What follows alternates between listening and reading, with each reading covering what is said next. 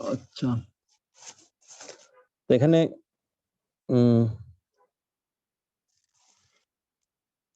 Source থেকে আমরা visit শুরু করলাম এস থেকে। এস থেকে এস এর ভ্যালুটা আমরা 0 রাখছি, এস এর ডি ভ্যালু 0, বাকি সবার ডি ভ্যালু ইনফিনিটি। কেন ইনফিনিটি?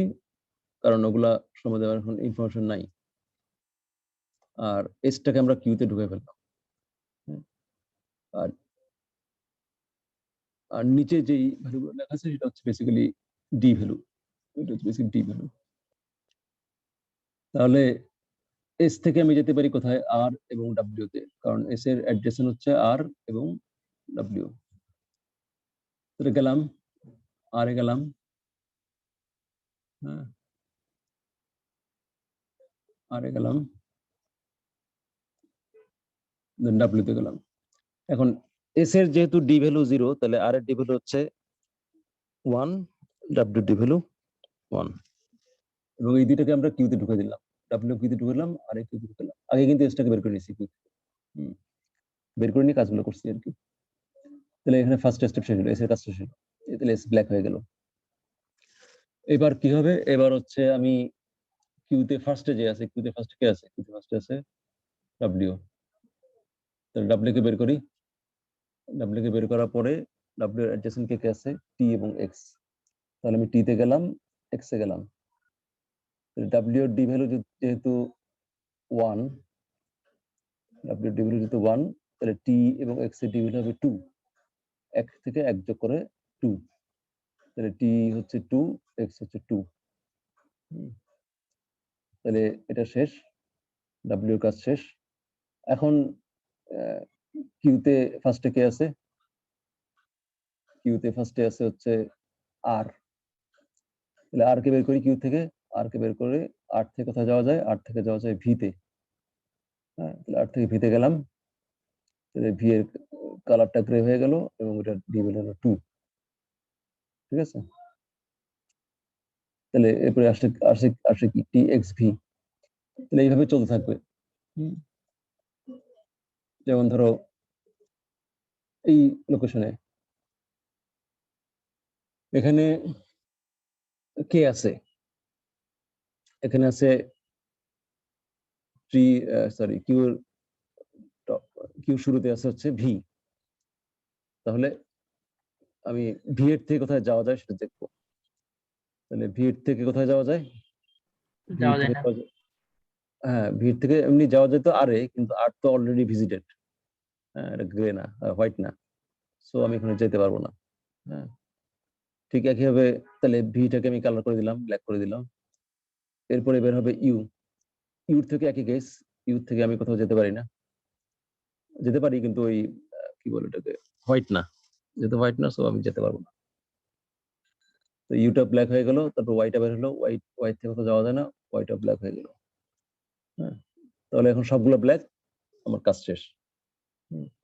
এখন প্রত্যেকটার দেখো, প্রত্যেকটারই ওই ডি ভ্যালুটা ভিতরে লেখা আছে। যেমন টি এর ডি ভ্যালু হচ্ছে 2, ইউ এর ডি ভ্যালু হচ্ছে 3, ওয়াই এর ডি ভ্যালু হচ্ছে 3,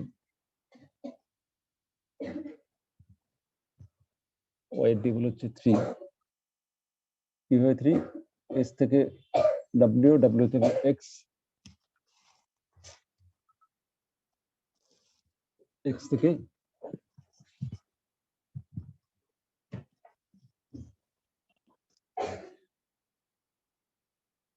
ডাব্লিউ থেকে এক্স, এক্স থেকে ওয়াই।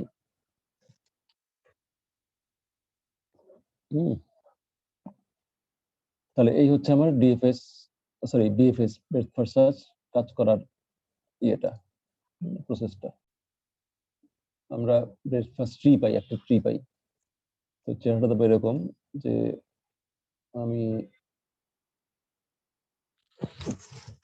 এস, এস থেকে কোথায় যাচ্ছি? এস থেকে যাচ্ছি আমি আর এবং ডাব্লিউ, আর এবং ডাব্লিউ। আর থেকে আমি যাই ভিতে, ডাব্লিউ থেকে যাই কোথায় যাই? টি এবং এক্স। টি এবং এক্স, আর টি থেকে যাই ইউতে, এক্স থেকে যাই ওয়াইতে।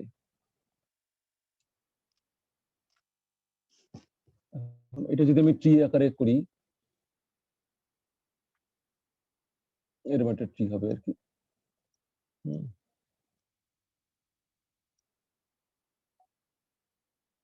এই ট্রিটাকে আমরা বলবো depth first tree, sorry breadth first tree. এবং এই ট্রিটা বেসিক্যালি আমাকে সোর্স থেকে শর্টেস্ট পাথ বের করে দেয়। তাহলে আমি যদি এস থেকে ইউতে যেতে চাই, সোর্স থেকে ইউতে যেতে চাই, তাহলে এস ডাব্লিউ টি ইউ, এটা হচ্ছে এস থেকে ইউতে যাওয়ার শর্টেস্ট পাথ। হ্যাঁ, আবার যদি এস থেকে আমি এক্স এ যেতে চাই, তাহলে এক্স ডাব্লিউ এক্স, এটা হচ্ছে এটা শর্টেস্ট পাথ। তো breadth first search shortest path বের করে দেয়। শর্টেস্ট পাথ মানে কি?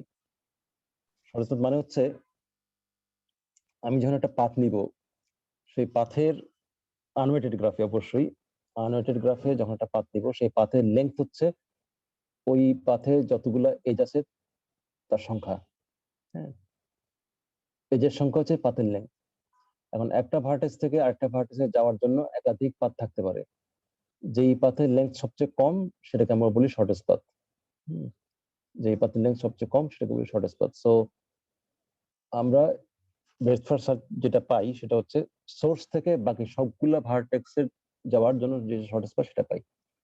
হ্যাঁ, সোর্স থেকে বাকি সবগুলা ভার্টেক্সে যাওয়ার জন্য যে শর্টেস্ট পাথ সেটা পাই। এবং এই ডি ভ্যালুতে থাকে কি? ডি ভ্যালুতে থাকে শর্টেস্ট পাথের লেংথ। আর এই সবগুলো পাথ একসাথে আমরা যেখানে পাই সেটাকে আমরা বলি ব্রেথ ফার্স্ট ট্রি, যেটা আমি এইমাত্র আঁকলাম। হ্যাঁ, এটা হচ্ছে ব্রেথ ফার্স্ট ট্রি। এখানে সবগুলা পাথ একসাথে বোঝা যাচ্ছে। পুরো ট্রিটাই হচ্ছে শর্টেস্ট পাথের একটা কালেকশন আর কি। আবার অনেক সময় এটাকে প্রিডিসেসর সাবগ্রাফও বলে। প্রিডিসেসর সাবগ্রাফ কেন বলে? কারণ হচ্ছে এখানে প্রত্যেকটা ভার্টেক্সের সাথে তার প্রিডিসেসর লিংক করা হয়েছে। যেমন ধরো টি এর সাথে কিন্তু লিংক ছিল অনেকেই। টি এর সাথে ইউ লিংক ছিল, ডাব্লিউ লিংক ছিল, এক্স লিংক ছিল, তাই না? আবার এক্স এর সাথে লিংক ছিল অনেকের। এক্স এর লিংক ছিল টি, এক্স এর সাথে লিংক ছিল ডাব্লিউ, এক্স এর সাথে লিংক ছিল ইউ, এক্স এর সাথে লিংক ছিল ওয়াই, প্রত্যেকটা ভার্টেক্স লিংক ছিল। এইখানে আমরা কি করছি? এখানে আমরা যেটা করছি সেটা হচ্ছে আমরা শুধুমাত্র এক্স এর সাথে তার প্যারেন্টকে লিংক করে দিচ্ছি, তাই না? এক্স এর সাথে আমরা তার প্যারেন্টকে লিংক করে দিচ্ছি। এই জন্য এটাকে বলা হয় প্রিডিসেসর সাবগ্রাফ। মানে এখানে প্রিডিসেসর গুলো স্পেসিফাই করে দেওয়া হয়েছে। প্রত্যেকটা ভার্টেক্স কে তার প্রিডিসেসরের সাথে, প্যারেন্টের সাথে লিংক করে দেওয়া হয়েছে। এই জন্য এটাকে বলা হয় প্রিডিসেসর সাবগ্রাফ, কারণ এখানে প্রত্যেকটা ভার্টেক্স এবং তার প্রিডিসেসর এই এজ গুলো আছে। হ্যাঁ, প্রত্যেকটা ভার্টেক্স এবং তার প্রিডিসেসর, এছাড়া অন্য কোনো এজ কিন্তু এখানে নাই। ভালো করে খেয়াল করে দেখো, এখানে ইউএক্স এজটা নাই। হ্যাঁ, তারপরে সরি ইউএক্সটা আছে, ইউআই এজটা নাই। তারপরে ধরো টিএক্স এজটা নাই। হ্যাঁ, কেন নাই? কারণ এই টিএক্সটা কোনো প্যারেন্ট চাইল্ড রিলেশনশিপ প্রকাশ করতেছে না, দ্যাটস হোয়াই ইট নাই। বুঝা গেছে?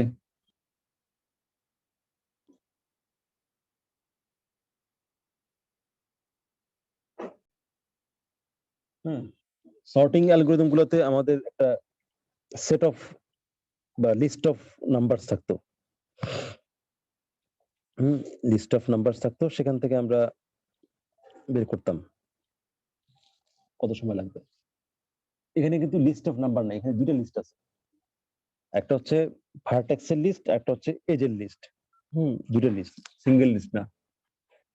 সো এই কারণে আমাকে এখানে এই দুইটা লিস্টের রেসপেক্টে আমাকে রানিং টাইমে প্রকাশ করতে হবে। জাস্ট একটা মানে এন এর রেসপেক্টে প্রকাশ করলে হবে না।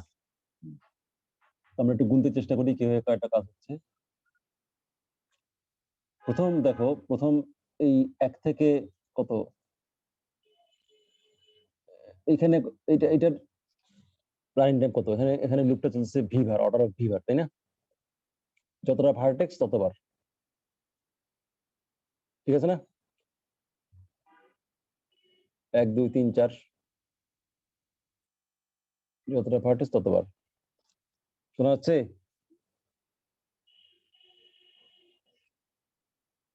কিছু বলে না দেখি। জি স্যার। আর এই 5, 6, 7, 8, 9 এগুলো প্রত্যেকটা কাজ একবার করে হবে,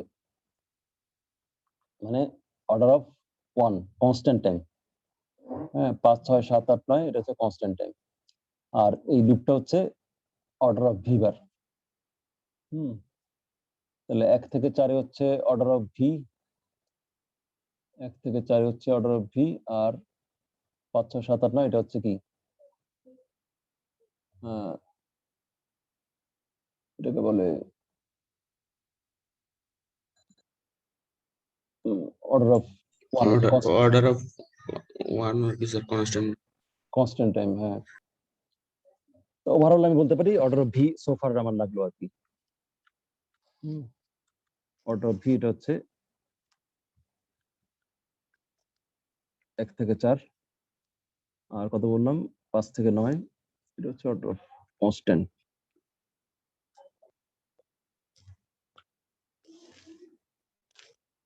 আচ্ছা, এরপরে দেখো 9 নাম্বার লাইনে, সরি 10 নাম্বার লাইনে, 10 নাম্বার লাইনে কয়বার চলবে এটা হচ্ছে একটা পয়েন্ট। কারণ 10 নাম্বার লাইন হচ্ছে কিউ খালি হওয়ার উপর ডিপেন্ড করে। তুমি খেয়াল করে দেখো, একটা ভার্টেক্স যখন হোয়াইট, সরি যখন গ্রে হয় তখন কিউ ঢুকে, মানে শুরুতে কিউ ঢুকে, একবারে কিউ ঢুকে, পরবর্তীতে আর ঢুকে না।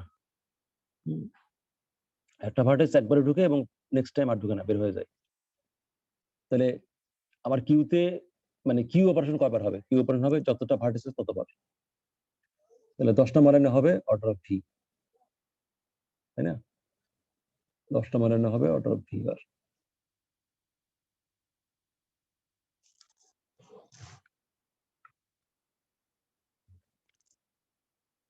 এটা হচ্ছে 10 নম্বর লাইন, 10 নম্বর অর্ডার অফ ভি বার হচ্ছে। আচ্ছা, তাহলে 11 নম্বর লাইনে একই কেস, 10 নম্বর লাইন এবং 11 নম্বর লাইন দুইটাই হচ্ছে অর্ডার অফ ভি বার হচ্ছে। আচ্ছা, চ্যালেঞ্জিং বিষয়টা হচ্ছে 12 নম্বর লাইন। 12 নম্বর লাইনে কি হবে?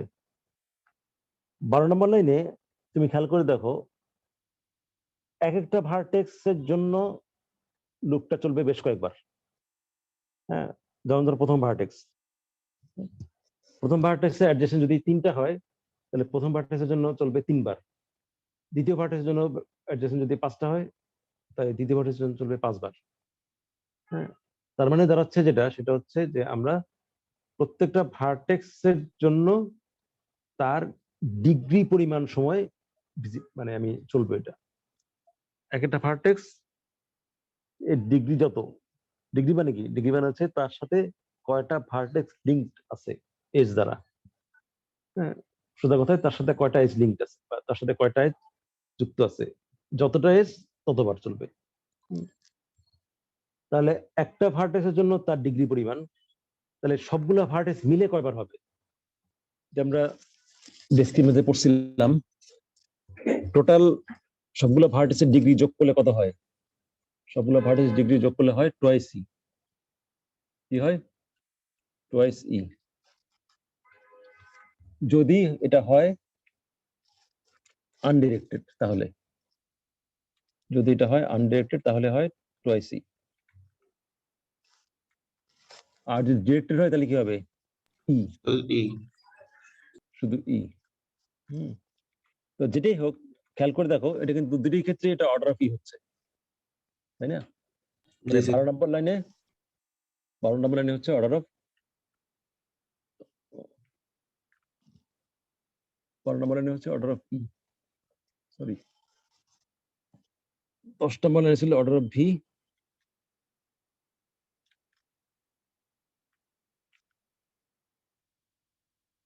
আর 12 নম্বর লাইনে হচ্ছে order of E.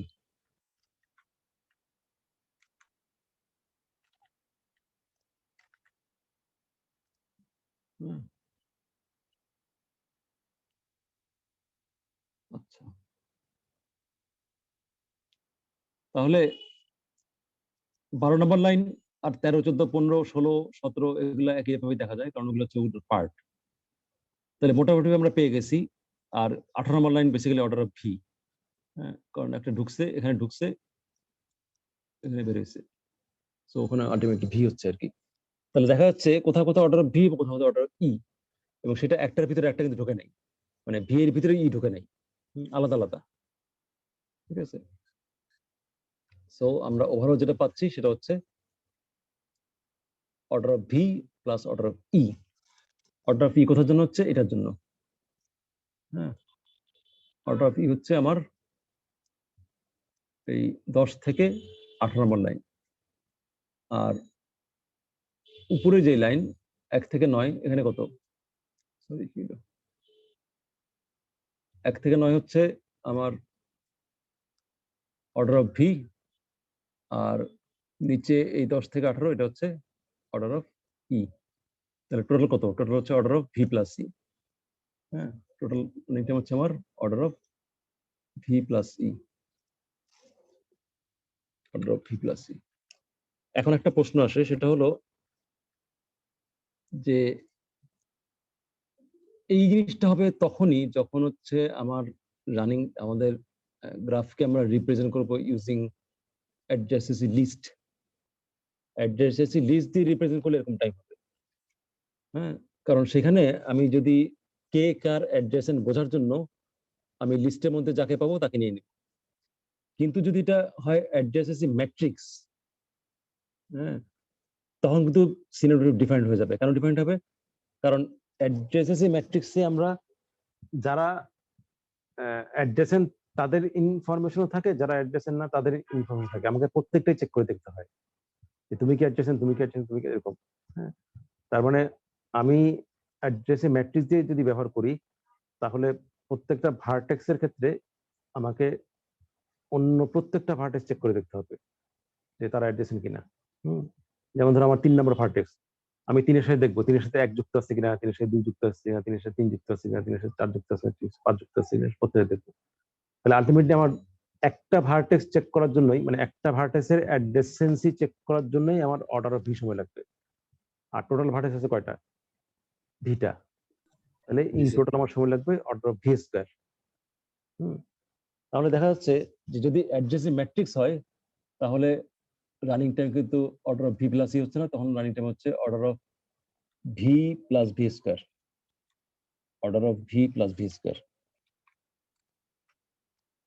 V plus V square, হ্যাঁ। তাহলে ভি প্লাস ভি স্কয়ার তো আসলে এরকম ভি প্লাস ভি স্কয়ার না লিখে আমি সরাসরি ভি স্কয়ার লিখতে পারি। তাহলে অর্ডার অফ ভি স্কয়ার, তাহলে রানিং টাইম দুই রকম হতে পারে। একটা হচ্ছে অর্ডার অফ ভি, একটা হচ্ছে order of V square, sorry, একটা হচ্ছে order of V plus E, একটা হচ্ছে order of V square. Sir adjacency লিস্টের মধ্যে স্যার আমাদের গ্রাফটা যদি কমপ্লিট গ্রাফ হয় তখন তো স্যার বি স্কয়ার হবে। কি হয়? স্যার কমপ্লিট গ্রাফ হলে স্যার মানে প্রত্যেকটা গ্রাফের সাথে প্রত্যেকটা গ্রাফ হ্যাঁ, কানেক্টেড। তখনও ভি স্কয়ার হবে, ভি স্কয়ার হবে, তখন ই এর কারণে ভি স্কয়ার হচ্ছে আর কি, জি স্যার। ই এর কারণে। তো ডেন্স গ্রাফের ক্ষেত্রে সেজন্য আমরা যেটা বলি যে ডেন্স গ্রাফের ক্ষেত্রে অ্যাড্রেসেসি ম্যাট্রিক্স দিয়ে রিপ্রেজেন্ট করাটাই সহজ আর কি, বা করা যেতে পারে। কিন্তু যদি স্পার্স গ্রাফ হয়, স্পার্স গ্রাফ হচ্ছে যেখানে এজের সংখ্যা কম, সেই ক্ষেত্রে অ্যাড্রেসেসি লিস্ট দিয়ে রিপ্রেজেন্ট করাটা ভালো, তখন সময় কম লাগবে। যদি ডেন্স গ্রাফ দিলে তখন আবার অ্যাড্রেসেসি লিস্ট দিলে কি আর ম্যাট্রিক্স দিলে কি, কথা একই, কারণ লিস্ট দিলে তোমার সেই একই সময়ই লাগবে, হ্যাঁ। তো আমরা কমপ্লিট না করে ডেন্স বলি আর কি। কমপ্লিট তো সবসময় তো কমপ্লিট হয় না, কিন্তু প্রায় কমপ্লিট হতে পারে, তখন আমরা এটাকে বলি ডেন্স গ্রাফ, ঘন গ্রাফ। তো দেখা যাচ্ছে আমার গ্রাফের উপর ডিপেন্ড করবে, হ্যাঁ, গ্রাফের ডিপেন্ড করবে যে আমি কিভাবে রিপ্রেজেন্ট করলে গ্রাফের রানিং টাইমটা ভালো হয়। তো এই বিষয়গুলো কিন্তু আমাদেরকে খেয়াল করতে হয়। বিষয়গুলো একটু কমপ্লেক্স হয়ে যাচ্ছে। আমরা যেমন আগে সিম্পলি একটা ডাটা স্ট্রাকচার নিয়ে খুশি হয়ে যেতাম যে হয়ে গেছে শেষ, বা একটা ফিক্সড, হ্যাঁ, এখানে কিন্তু ফিক্সড না, তোমাকে সিচুয়েশনের উপর ভিত্তি করে সিদ্ধান্ত নিতে হবে যে আমি কোন কোন ভার্টেক্সটা, সরি, কোন ডাটা স্ট্রাকচার ইউজ করব। এবং তুমি যদি ভালো ভালো কোম্পানিতে জব ইন্টারভিউ দাও তোমাদেরকে এই বিষয়টা চেক করতে চেষ্টা করবে যে তুমি বেসিক কতটা জানো, 1 নাম্বার। সেকেন্ড হচ্ছে তুমি অ্যাপ্রোপ্রিয়েটনেসটা কতটা বুঝো, মানে মুখস্থ করে একটা জিনিস বসাই দিচ্ছ, নাকি ওই পার্টিকুলার স্পেসিফিক জায়গায় কোনটা লাগবে সেটা তুমি বুঝতে চেষ্টা করতেছো বা ইয়ে করতেছো, অ্যাপ্লাই করতেছো। এটা বলতেছে যে strategy followed by depth first search is as its name implies to search deeper in the graph. গ্রাফে যত ডিপে যাওয়া যায়, যত ভিতরে যাওয়া যায়, যত গভীরে যাওয়া যায়, এটা হচ্ছে ডেপথ ফার্স্ট সার্চের অ্যাপ্রোচ। এবং গভীরে যেতে যেতে একসময় হারায় যাবো না, আমরা তখন করবো, তখন ব্যাকট্র্যাক করবো, ফেরত আসবো। যখন দেখবো যে আর কোথাও যাওয়া যাচ্ছে না, একদম নিচে চলে আসছি, তখন আমি তার উপরে দেখবো যে তার উপরে কোনো কিছু বাদ হয়ে গেছে কিনা। এইভাবে আমরা আগাবো। আচ্ছা, তো এটা কাজটা কিভাবে করা হয় তার আগে একটা বিষয় বলে রাখি, সেটা হচ্ছে যে এখানে আগের মতো কালার এবং পাই আছে। আগে যেরকম কালার ছিল এখানেও কালার আছে, আগে পাই আছে, এখানে পাই আছে, এবং মিনিংটা একই। আগে যে মিনিং এ আমরা কালার ইউজ করতাম, যে মিনিং এ পাই ইউজ করতাম, সেটা একই। কিন্তু আগে আমরা যে ডিটা ইউজ করতাম সেই ডিটা নাই। এখানে কোনো কি বলে এটাকে, ডি ভ্যালু নাই, দ্যাটস সেন্স। ওখানে ডি ভ্যালুটা ছিল ডিস্টেন্স, মানে আমি কয়টা এজ পার হয়ে আসছি তার একটা মেজারমেন্ট। কিন্তু এইখানে যেটা আছে সেটা একটা ভিন্ন জিনিস। এখানে ডি আছে কিন্তু এটা ভিন্ন জিনিস, এটাকে বলা হয় ডিসকভার টাইম। এখানে ডিটা হচ্ছে ডিসকভার টাইম, আর এখানে ডি এর সাথে আরেকটা জিনিস আছে অ্যাসোসিয়েটেড, সেটা হচ্ছে এফ। এই এফটা হচ্ছে ফিনিশ টাইম। একটা হচ্ছে ডিসকভার টাইম, আর একটা হচ্ছে ফিনিশ টাইম। এখানে আমরা ভার্টেক্স গুলা কোন পয়েন্ট অফ টাইমে ডিসকভার্ড হলো সেইটার একটা ট্র্যাক রাখি, মানে কততম স্টেপে, প্রথম স্টেপেই ডিসকভার হয়েছে, না পঞ্চম স্টেপে ডিসকভার হয়েছে, না 12তম স্টেপে ডিসকভার হয়েছে, এই ট্র্যাকটা আমি রাখি। হ্যাঁ, এবং কখন ফিনিশ হয়েছে সেটা আমি ট্র্যাক রাখি। কোন একটা ভার্টেক্সের কাজ কখন শুরু হলো এবং কখন শেষ হলো। শুরু হওয়া মানে কি, শুরু হওয়া মানে সে কখন গ্রে হয়েছে, ওইটাকে বলি ডিসকভার টাইম। আর শেষ হওয়া মানে কি, কখন সেটা কালার ব্ল্যাক হয়েছে।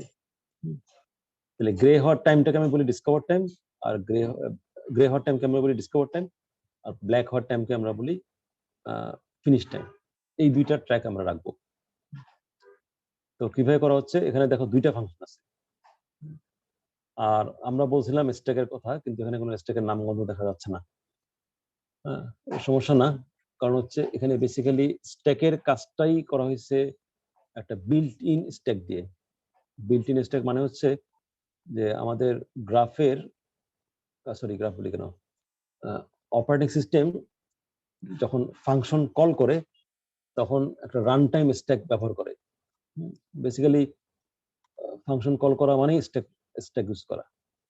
তো ওই বিল্ট ইন স্ট্যাক যেটা গ্রাফের মধ্যে বিল্ট ইন আছে, গ্রাফের মধ্যে না সরি, অপারেটিং সিস্টেমের মধ্যে বিল্ট ইন আছে, সেইটার প্রিভিয়াসটা নেওয়া হয়েছে আর কি। বেসিক্যালি এখানে রিকার্সিভলি কাজটা করা হয়েছে, তারপরে অটোমেটিক্যালি একটা স্ট্যাক মেইনটেইন হচ্ছে, আমাকে আলাদা করে মেইনটেইন করতে হচ্ছে না এক্সপ্লিসিটলি। বাট আমরা যদি চাই, আমরা ইচ্ছা করলে এক্সপ্লিসিট স্ট্যাক মেইনটেইন করে আগের মতো, আগে যেরকম আমরা এক্সপ্লিসিট কিউ মেইনটেইন করছি ঠিক একইভাবে এক্সপ্লিসিট স্ট্যাক মেইনটেইন করে আমি কাজটা করতে পারতাম।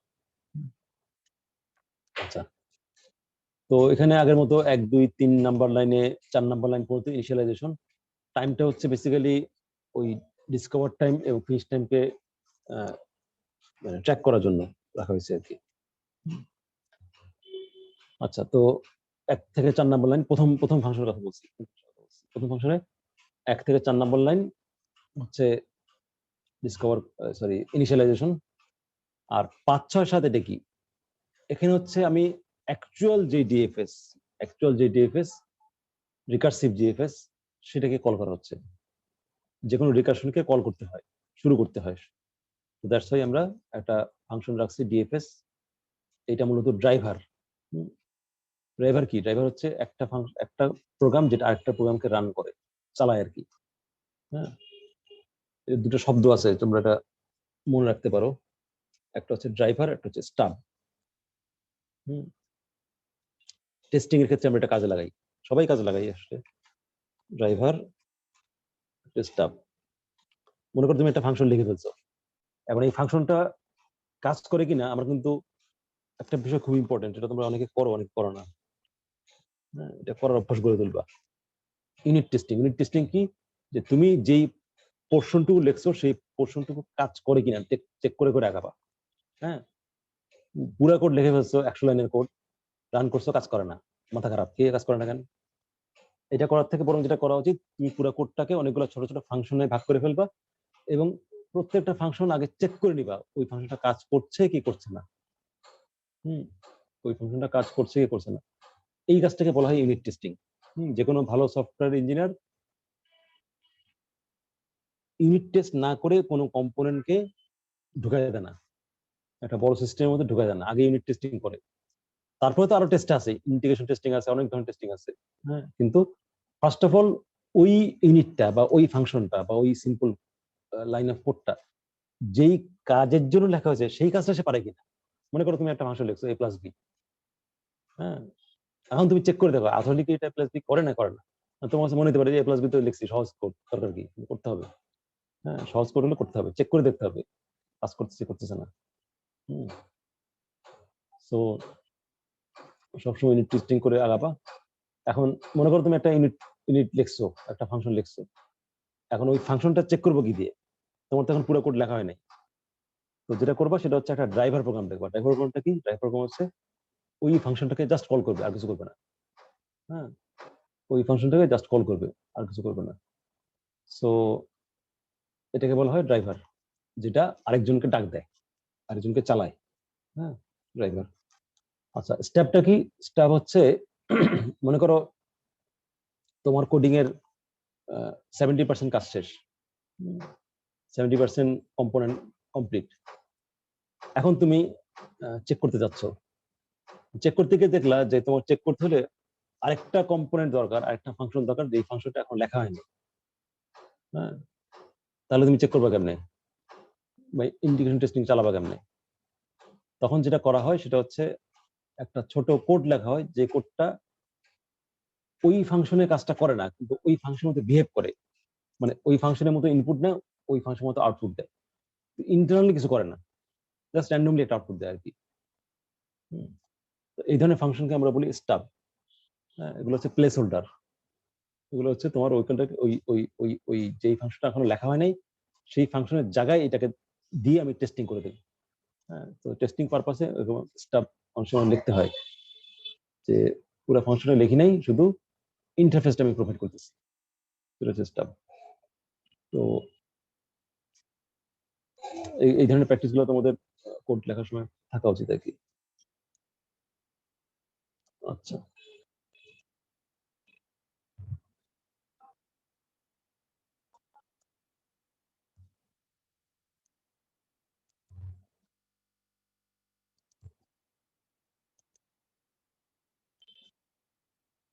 তো যেটা বলতেছিলাম যে এই ডিএফএস হচ্ছে ড্রাইভার প্রোগ্রাম। এখানে আমরা কি করতেছি, 5 নম্বর লাইনে এবং 6 নম্বর লাইনে আমরা ফর ইচ ভার্টেক্স ইউ, প্রত্যেকটা ভার্টেক্সের জন্য চেক করে দেখতেছি সেটা কালার হোয়াইট কিনা। যদি হোয়াইট হয়ে থাকে তাহলে সেখান থেকে আমি ভিজিটিং শুরু করবো, র্যান্ডমলি যে কোনো একটা। এখানে কিন্তু কোনো ফিক্সড সোর্স আমি ইউজ করতেছি না, প্রত্যেকটা থেকে চালাবো যদি সে হোয়াইট হয়ে থাকে।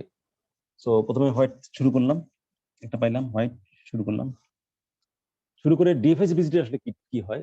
ডিএফএস ভিজিট যেটা হয় সেটা হলো যে আমি যে ভার্টেক্সটা আসছে আমার কাছে ইউ, হ্যাঁ, আমি তো একটা ভার্টেক্স তাকে পাঠাইছি, আমি ওই ভার্টেক্সটার কালারকে গ্রে করে দিব। ফার্স্ট অফ প্রথম কাজ ওই ভার্টেক্সের কালারটাকে গ্রে করে দাও।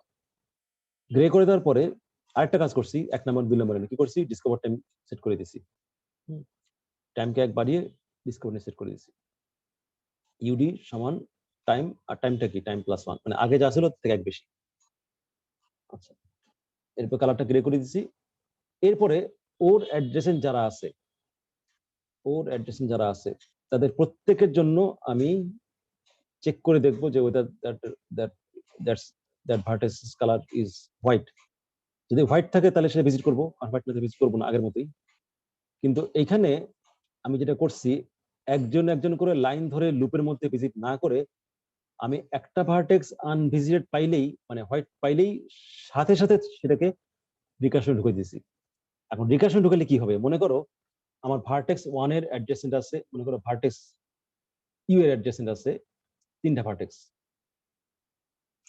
ইউ এর অ্যাডজেসেন্ট আছে 3টা ভার্টেক্স এক্স, ওয়াই এবং জেড।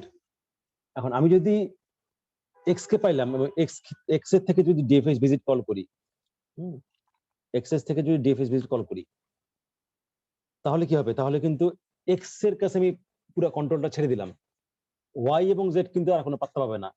কি হবে, এক্স এর থেকে এক্স এর যে অ্যাডজেসেন্ট তাদেরকে ভিজিট করা হবে, কিন্তু তার আগে কিন্তু ওয়াই জেড বাদ রয়ে গেল না, বোঝা গেছে?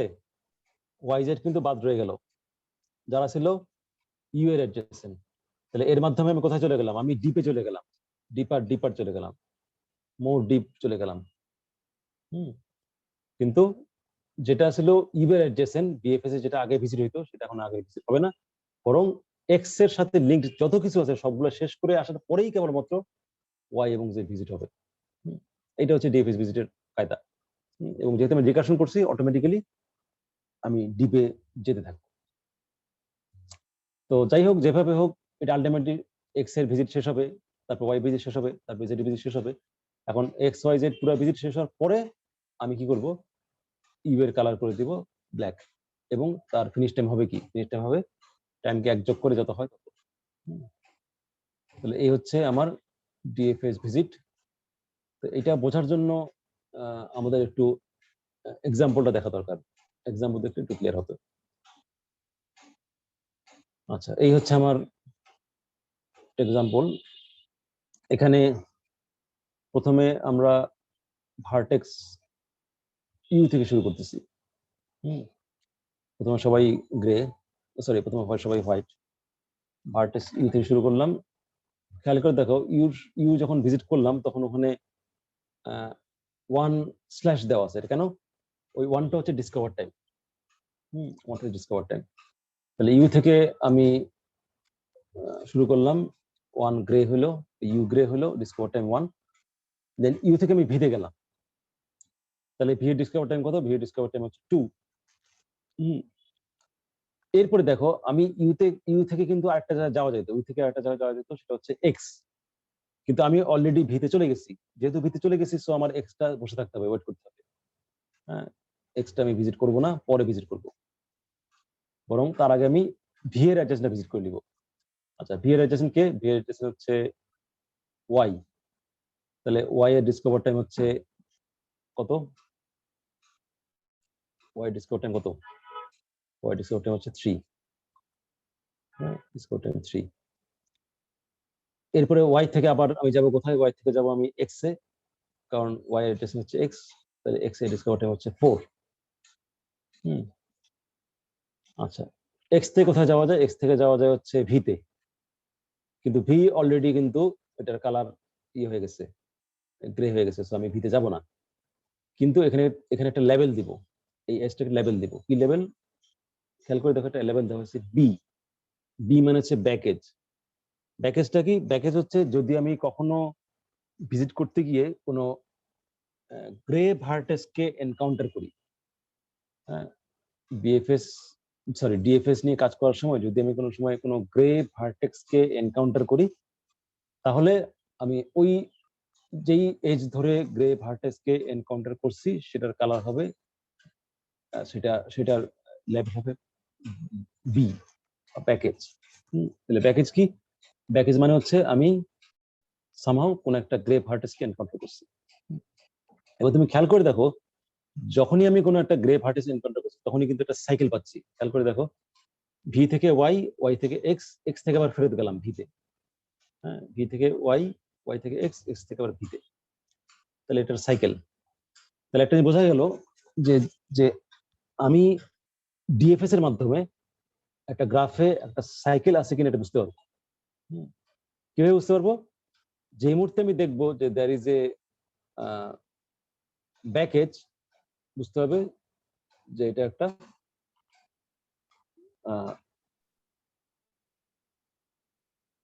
সাইকেল ক্রিয়েট সাইকেল ক্রিয়েট হয়েছে। হ্যাঁ,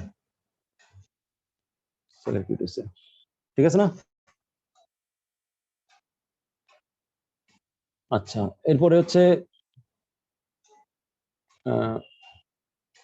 এখন তাহলে এক্স এর থেকে তো আর কোথাও যাওয়া যায় না, আমার যেখানে যাওয়ার সব শেষ করে ফেলছি, তাহলে এক্স এর এখন কাজ শেষ। এক্স এর কালার হয়ে যাবে ব্ল্যাক। ব্ল্যাক হওয়া মানে তার কাজ শেষ এবং ফিনিশ টাইম আমাকে বের করতে হবে। ফিনিশ টাইম কত হবে? আগে ছিল 4, এখন হবে 5। তাহলে এক্স এর ফিনিশ টাইম হচ্ছে 5। এরপরে এক্স এর থেকে আমি ফেরত আসবো ওয়াই তে। ওয়াই তে ফেরত এসে দেখবো যে ওয়াই থেকে আর কোথাও যাওয়ার উপায় আছে কিনা। এটা কিন্তু ফেরত আসছি, হ্যাঁ ফেরত আসছি, ওয়াই থেকে আর কোথাও যাওয়ার উপায় নাই। সো ওয়াই এর কাজ শেষ, ওয়াই এর ফিনিশ টাইম হচ্ছে 6। এরপরে আমি ফেরত আসবো ভি তে, মানে ভি তে গেছিলাম ওয়াই, ভি থেকে ওয়াই তে গেছিলাম, তাহলে ওয়াই থেকে ভি তে ফেরত আসলাম। ফেরত এসে দেখলাম যেখান থেকে কোথাও যাওয়ার কোথাও জায়গা নাই। সো ভি এর ফিনিশ টাইম হচ্ছে 7, ভিটা ব্ল্যাক করে দিলাম 7। দেন এখান থেকে আমি ফেরত আসবো ইউতে। ইউ থেকে দেখো আবার যাওয়ার জায়গা আছে। ইউ থেকে কোথায় যাওয়া যায়? ইউ থেকে এক্স এ যাওয়া যায়। কিন্তু এক্স এর কালার কি? এক্স এর কালার হচ্ছে ব্ল্যাক। সো এটা কিন্তু কোনো ব্যাকেজ না, এটাকে আমরা বলবো ফরওয়ার্ড এজ। হ্যাঁ, ফরওয়ার্ড এজ। এবং ফরওয়ার্ড এজ কিন্তু কোনো সাইকেল প্রমাণ করে না। ব্যাকেজ যে কোনো সাইকেল অস্তিত্ব প্রমাণ করে, ফরওয়ার্ড এজ আমরা আসলে এরকম কিছু পাই না। জাস্ট আমরা জানলাম যে এখানে আগেই, মানে ফরওয়ার্ড এজ হচ্ছে আসলে যেখানে আমি আগেও যেতে পারতাম। তুমি খেয়াল করতে হবে, কিন্তু আমি যেতে পারতাম কিন্তু যাই নাই। হ্যাঁ, আগে যেতে পারতাম কিন্তু যাই নাই। সো এটা হচ্ছে ফরওয়ার্ড এজ। তাহলে ফরওয়ার্ড এজ পাইলাম। এরপরে আমি আর কোথাও যাওয়ার পাচ্ছি না। সো ইউর কাজ শেষ। ইউ ডিসকভার ফিনিশ টাইম হচ্ছে 8। এখন ইউতে আমি কোথা থেকে আসছিলাম? ইউ থেকে আমি কোথা থেকে আসি নাই। ইউ ছিল স্টার্টিং পয়েন্ট। তাহলে আমি একটা ট্রি পেলাম, এটাকে বলা হয় একটা ডেপথ ফার্স্ট ট্রি। কিন্তু খেয়াল করে দেখো আমার কিন্তু আরো কিছু ভার্টেক্স রয়ে গেছে হোয়াইট। সো আমার এখানে ডিএফএস কি করে? ডিএফএস কিন্তু একটা করে চেক করে দেখে।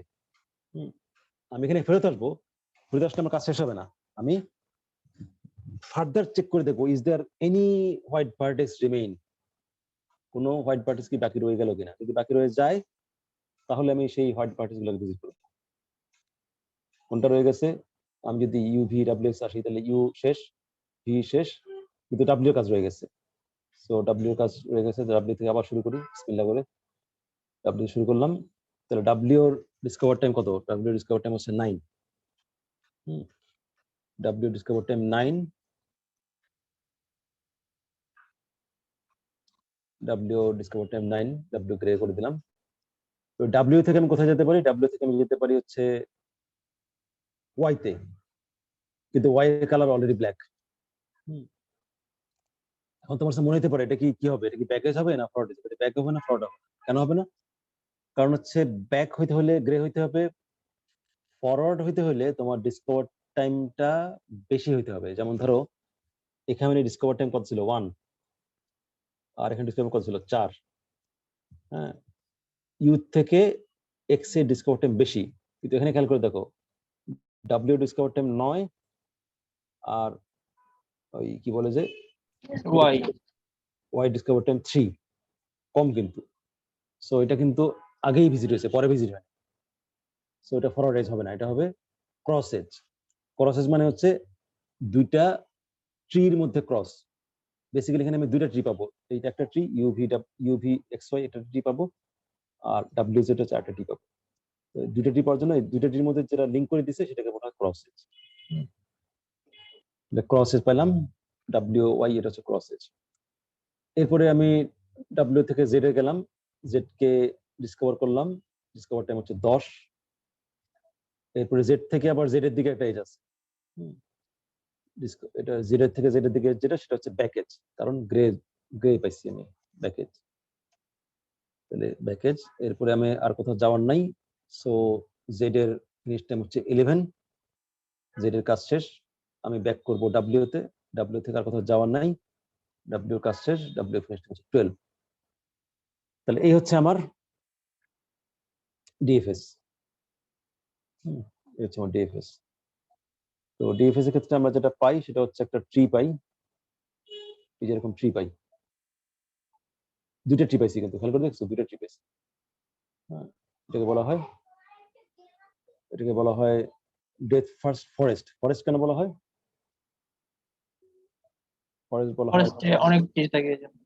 হ্যাঁ অনেক tree থাকে। এটা হচ্ছে মূল ট্রিটা না, মূল ট্রিটা আমরা আঁকি নাই, আঁকতে পারি চাইলে আর কি। এটা অন্য একটা ইয়ে, এরকম একটা চেহারা হবে আর কি, মাল্টিপল ট্রি হবে। জাস্ট চেহারাটা বুঝালাম। আমরা চাইলে আমরা নিজেদের মতো এটা এঁকে নিতে পারি, এখান থেকে নিজেরা আমরা এঁকে নিতে পারি। ইউ থেকে ভি, ভি থেকে ওয়াই, ওয়াই থেকে এক্স এঁকে নিতে পারি। তো আবার আঁকতেছি না কি আমরা। আচ্ছা, এরপরে মূলত আমাদের বিএফএস ডিএফএস মূল আলোচনা শেষ।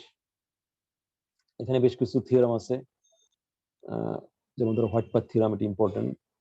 আর ক্লাসিফিকেশন অফ এজ আমরা অলরেডি দেখছি, ট্রি এজ আমরা চিনি। ট্রি এজ হচ্ছে আমি ডিসকভার করার জন্য যে এজ ধরে গেছি সেটা ট্রি এজ। ব্যাক এজ তো অলরেডি বললাম, যদি আমি কোনো লুপ পাই অথবা কি বলে গ্রে পাই তখন সেটা হচ্ছে ব্যাক এজ। ফরওয়ার্ড এজ হচ্ছে সামনের দিকে, ক্রস এজ কি সেটা আমরা ব্যাখ্যা করছি। এই 4 ধরনের ডিএফএস এর সময় আমরা পাই আর কি। এবং কিছু শর্ত আছে ব্রেডথ ফার্স্ট সার্চের ক্ষেত্রে, কি বলে ডেপথ ফার্স্ট সার্চের কি বলে যে ক্রস এজ হলে কিরকম সম্পর্ক হবে ডিসকভার টাইম ফিনিশ টাইমের, তারপরে টিএইচ হলে কিরকম সম্পর্ক হবে, এখানে একটা এক্সারসাইজের মধ্যে দেওয়া আছে। এই যে এক্সারসাইজ টিএইচ এবং ফরওয়ার্ড এজ হলে এরকম সম্পর্ক হয়, ব্যাক এজ হলে এরকম সম্পর্ক হয়, ক্রস হলে এরকম সম্পর্ক হয়, প্রমাণ করতে বলা আছে আর কি। আচ্ছা, বিএফএস ডিএফএস এর অনেক প্রয়োগ আছে। বিএফএস এর সবচেয়ে বড় প্রয়োগ হচ্ছে, ব্রেডথ ফার্স্ট সার্চের সবচেয়ে বড় প্রয়োগ হচ্ছে শর্টেস্ট পাথ বের করা। শর্টেস্ট পাথ বের করা এটা সবচেয়ে বড় প্রয়োগ বিএফএস এর। আর ডিএফএস এর দুইটা এখানে প্রয়োগ দেখানো হয়েছে, খুব সিম্পল দুইটা কাজ। একটা হচ্ছে টপোলজিক্যাল সর্ট।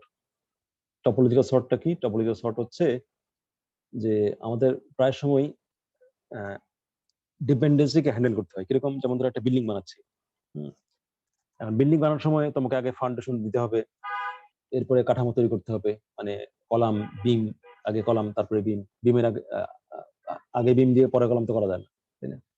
আগে তোমাকে কলাম করতে হবে, এরপরে বিম দিতে হবে, এরপরে তুমি বাদ বাকি ছাদ দিতে পারে। কলাম বিম না করে তুমি ছাদ দিতে পারবে না। তো এইভাবে একটা ডিপেন্ডেন্সি আছে, কোনটা আগে করা যায় কোনটা পরে করা যায়। তারপরে এই সবগুলো কাজ শেষ করার পরে এরপরে তোমার হচ্ছে দেয়ালের লোক আসবে, কারেন্টের লোক আরো পরে আসবে। হ্যাঁ, তো এই যে ডিপেন্ডেন্সি গুলা আমি একটা গ্রাফ দিয়ে রিপ্রেজেন্ট করতে পারি, এবং গ্রাফ দিয়ে রিপ্রেজেন্ট করার পরে আমি বলতে পারি যে সিরিয়ালি কোন কাজটা আগে করতে হবে, কোন কাজটা পরে করতে হবে। যে কাজে ডিপেন্ডেন্সি সবচেয়ে কম সেই কাজটা সবার আগে করতে পারবো। যে কাজে ডিপেন্ডেন্সি আছে সেটা করতে হবে, ডিপেন্ডেন্সি থাকলে যেটা যার উপর ডিপেন্ডেন্ট তাকে আগে শেষ করে আসতে হবে। তো এই হচ্ছে এইভাবে সর্ট করা, কিছু কাজকে সর্ট করা, এটাকে বলা হয় টপোলজিক্যাল সর্ট। একটা গ্রাফকে আমি যদি সর্ট করি, যেখানে প্রত্যেকটা এজ হবে পরের দিকে, যেমন এখানে প্রত্যেকটা এজ কিন্তু পরের দিকে, খেয়াল করে দেখছো কিনা? হ্যাঁ, এটাকে বলা হয় টপোলজিক্যাল সর্ট। তো এখানে একজন অধ্যাপকের গল্প দেওয়া হয়েছে, একজন প্রফেসর, যিনি কোন কাপড়টা আগে পড়তে হবে কোন কাপড়টা পরে পড়তে হবে সেটা প্যাচ লাগাই ফেলেন।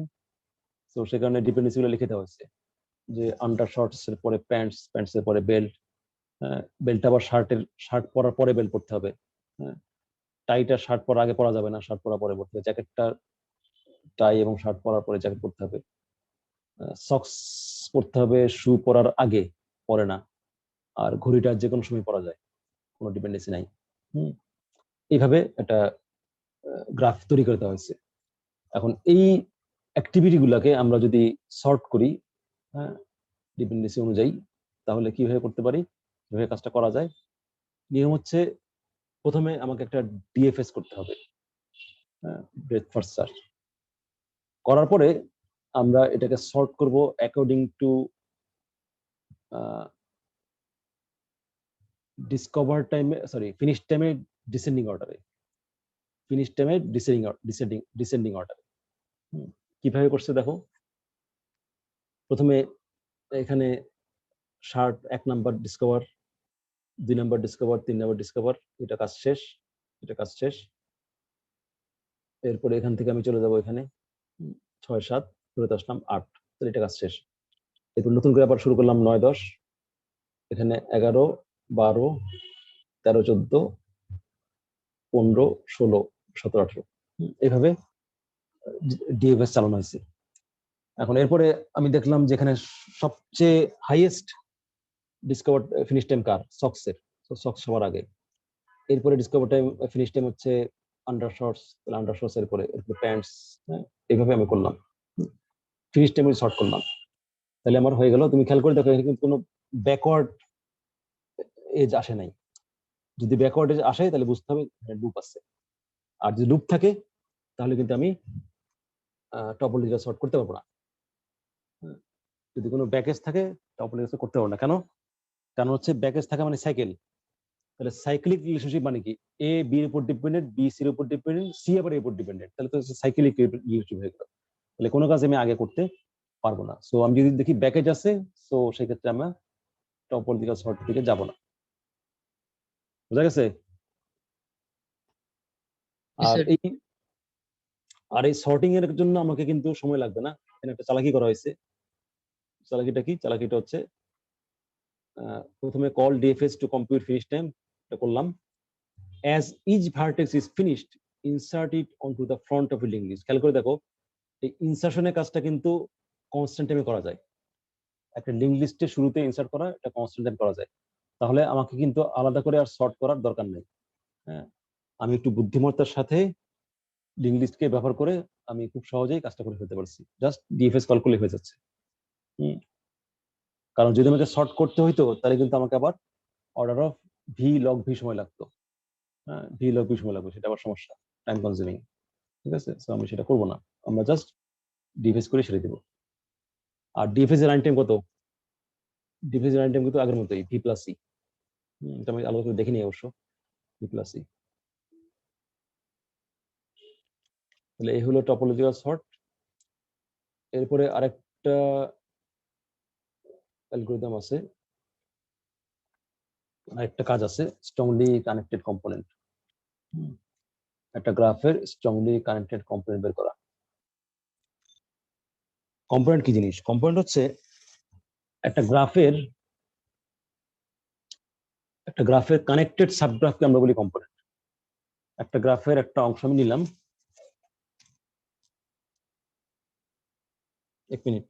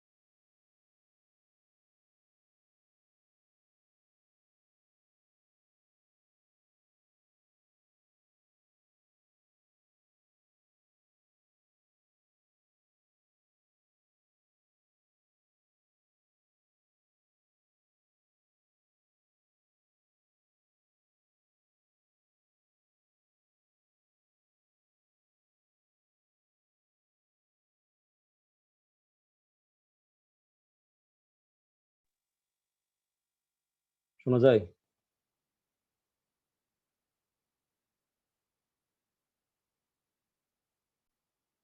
হ্যাঁ, যদি আমি পুরো গ্রাফটাকে একটা সিঙ্গেল গ্রাফ দিই আর কি, পুরো গ্রাফ যদি একটা সিঙ্গেল গ্রাফ ধরি তাহলে লালটা একটা কম্পোনেন্ট, নীলটা একটা কম্পোনেন্ট।